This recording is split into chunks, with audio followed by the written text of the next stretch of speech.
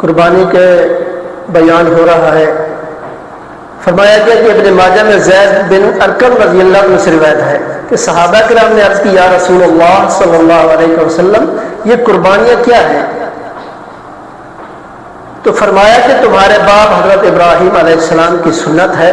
تو لوگوں نے عرض کی یا رسول اللہ صلی اللہ علیہ وسلم ہمارے لیے اس میں کیا ثواب ہے؟ فرمایا کہ ہر بال کے مقابل نیکی ہے۔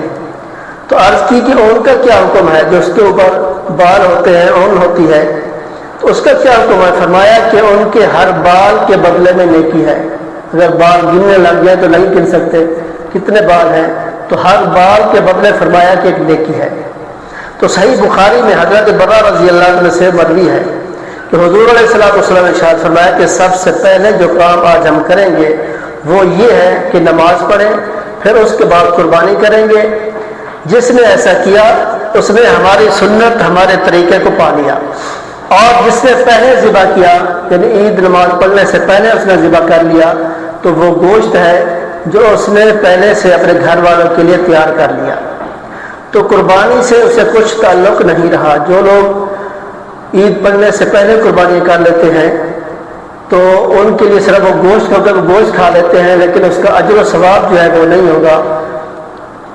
تو اس لیے حضرت ابو ہریرہ رضی اللہ تعالیٰ کھڑے ہوئے اور یہ پہلے ہی ذبح کر چکے تھے، تو اس خیال سے کہ پڑوس کے لوگ غریب تھے، انہوں نے چاہا کہ ان کو گوشت مل جائے، اور عرض کی یا رسول اللہ صلی اللہ علیہ وسلم میرے پاس بکری کا 6 ماہ کا بچہ ہے، فرمایا تم اسے ذبح کر لو، اور تمہارے سوا کسی کے لیے 6 ماہ کا بچہ کفایت نہیں کرے گا، کیونکہ جو پہلے ذبح کر لیا تھا اس نیت سے کہ غریب لوگ ہیں وہ کھا لیں گے۔ تو ان کے لیے اللہ کے پیارے محبوب علیہ السلام نے حکم دیا کہ 6 ماہ کا بچہ جو ہے بکری کا تو اس کو ذبح کر لو، تمہاری قربانی ہو جائے گی، اور کسی کے لیے نہیں فرمایا۔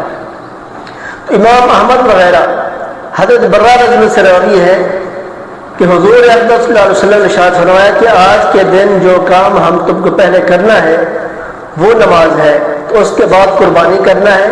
جس نے ایسا کیا وہ ہماری سنت کو پہنچا، اور جس نے پہلے ذبح کر ڈالا وہ گوشت ہے، تو اس نے اپنے گھر والوں کے لیے پہلے ہی سے کر لیا، یعنی قربانی سے اس کو کوئی تعلق نہیں ہے۔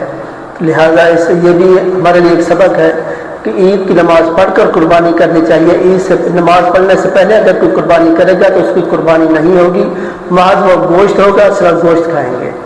تو اس لیے ان چیزوں پر جو ہے عمل کرنا ضروری ہے، ان کو دیکھنا اور اس پر عمل کرنا تو یہ ضروری ہے۔ دعا ہے اللہ تعالیٰ ہم سب کو عمل کی توفیق عطا فرمائے۔